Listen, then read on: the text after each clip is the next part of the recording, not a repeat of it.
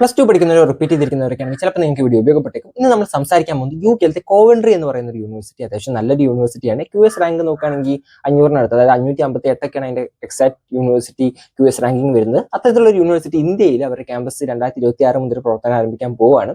ഇത് എവിടെയാണെന്ന് ചോദിച്ചാൽ ഗുജറാത്തിലെ ഗിഫ്റ്റ് സിറ്റി എന്ന് പറഞ്ഞൊരു സ്ഥലമുണ്ട്. ഇതേപോലെ മറ്റ് ഇന്റർനാഷണൽ ക്യാമ്പസസും ഉള്ള ഒരു സ്ഥലം തന്നെയാണ് ഗിഫ്റ്റ് സിറ്റി. അവിടെയാണ് ഇവർ ഈ ക്യാമ്പസ് തുടങ്ങുന്നത്.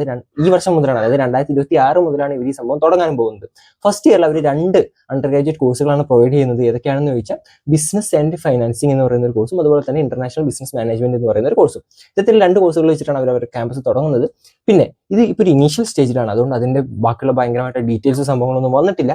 പക്ഷേ നമ്മൾ ബാക്കി ഇതേപോലത്തെ കുറെ അധികം ഇന്റർനാഷണൽ കോളേജുകൾ ഇപ്പോൾ ഇന്ത്യയിൽ തുടങ്ങിയിട്ടുണ്ട്.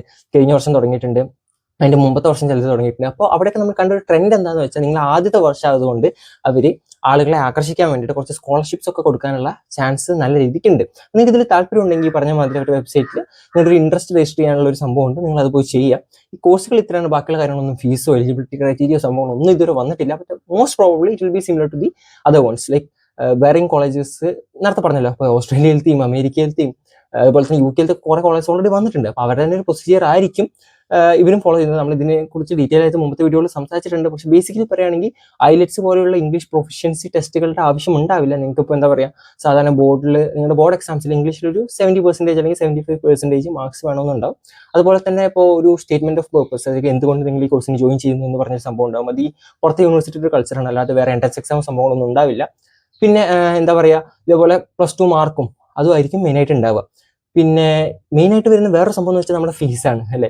അപ്പോൾ ഈ ഫീസിന്റെ കാര്യം അത്യാവശ്യം നല്ലൊരു ഹൈ ഫീസ് തന്നെ ആയിരിക്കും ഉണ്ടാവുക. അപ്പോൾ നമ്മൾ ബാക്കിയുള്ള ചില കോളേജുകളൊക്കെ നോക്കുകയാണെങ്കിൽ 10 lakh to 12 lakhs ഒക്കെ ഒരു വർഷം പോകുന്നുണ്ട്. പക്ഷേ ഞാൻ നേരത്തെ പറഞ്ഞ പോലെ പേടിക്കേണ്ട, സ്കോളർഷിപ്പ് ഓപ്പർച്യൂണിറ്റി സംഭവങ്ങളൊക്കെ ഫസ്റ്റ് ഇയർ ആവുകൊണ്ട് വരും. And most important thing is competition kind of എന്താ പറയുക കുറവായിരിക്കും. ഓക്കെ, ഫസ്റ്റ് ഇയർ തുടങ്ങാണ്, അതുകൊണ്ട് നിങ്ങൾ കൊടുത്ത് കിട്ടാനുള്ള ചാൻസ് ഉണ്ട്. ചില ആൾക്കാർ പറയും ഞങ്ങൾ സ്റ്റേറ്റ് ബോർഡാണ്, അപ്പോൾ ഞങ്ങൾ കൊടുക്കണോ?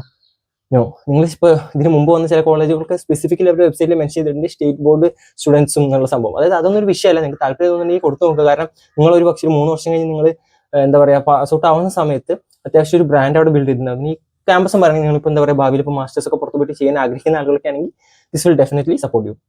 പിന്നെ ഇതേപോലെ സ്കോളർഷിപ്പ് കിട്ടുകയാണെങ്കിൽ മാത്രം നിങ്ങൾ കൺസിഡർ ചെയ്യാന്നാണ് എനിക്ക് പറയാനുള്ളത്. കാരണം ഇത് പറഞ്ഞ ഒരു പുതിയൊരു കോളേജാണ്, ചലഞ്ചസ് വിൽ ബി ദർ. പക്ഷേ മൊത്തത്തിൽ എന്താ പറയുക, ഒരു UK ഫാക്കൽറ്റി സംഭവങ്ങളൊക്കെ ആയിരിക്കും. പിന്നെ ഒരു സിലബസ് പറഞ്ഞ പോലെ അപ് ടു ഡേറ്റ് സംഭവങ്ങളായിരിക്കും.